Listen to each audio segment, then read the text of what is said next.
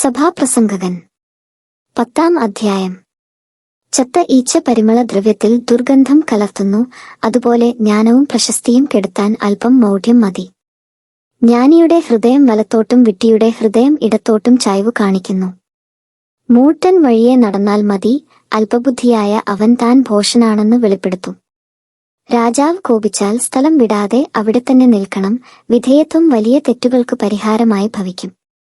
സൂര്യനു കീഴെ ഞാൻ ഒരു തിന്മ കണ്ടു. രാജാക്കന്മാർക്ക് പറ്റുന്ന ഒരു തെറ്റ്. ഭോഷൻ ഉന്നത സ്ഥാനത്തെത്തുന്നു. സമ്പന്നർ താണ തലങ്ങളിലിരിക്കുന്നു. അടിമകൾ കുതിരപ്പുറത്തും പ്രഭുക്കൾ അടിമകളെപ്പോലെ കാൽനടയായും സഞ്ചരിക്കുന്നത് ഞാൻ കണ്ടു. കുഴി കുഴിക്കുന്നവൻ അതിൽ വീഴും, ചുമരു പൊളിക്കുന്നവന് സർപ്പദംശനമേൽക്കും. കല്ല് വെട്ടുന്നവന് അതുകൊണ്ട് തന്നെ മുറിവേൽക്കും. വിറകു കീറുന്നവന് അതിൽ നിന്ന് അപകടം ഭവിക്കും. മുന തേഞ്ഞ ഇരുമ്പ് കൂർപ്പിക്കാതിരുന്നാൽ അധികം ശക്തി പ്രയോഗിക്കേണ്ടി വരും. എന്നാൽ ജ്ഞാനം വിജയം നേടുന്നു. മെരുക്കുന്നതിനു മുൻപ് സർപ്പം ദംശിച്ചാൽ പാമ്പാട്ടിയെക്കൊണ്ടു പ്രയോജനമില്ല. ജ്ഞാനിയുടെ വചനം പ്രസാദകരമാണ്, ഭോഷന്റെ അധരം അവനെ തന്നെ ഗ്രസിക്കുന്നു. അവന്റെ മൊഴികളുടെ ആരംഭം വിഡ്ഢിത്തമാണ്, സംസാരത്തിന്റെ അവസാനം തനി ഭ്രാന്തും.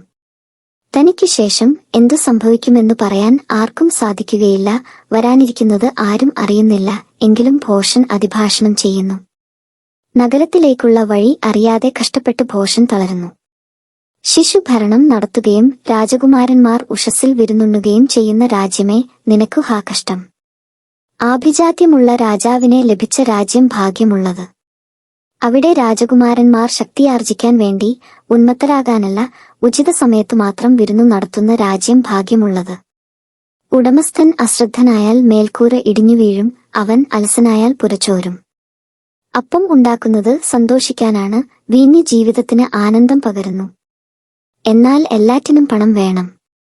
രാജാവിനെ വിചാരത്തിൽ പോലും ശപിക്കരുത്. ഉറക്കറയിൽ പോലും ധനവാനെയും ആകാശപ്പറവുകൾ നിന്റെ ശബ്ദം ഏറ്റെടുക്കും.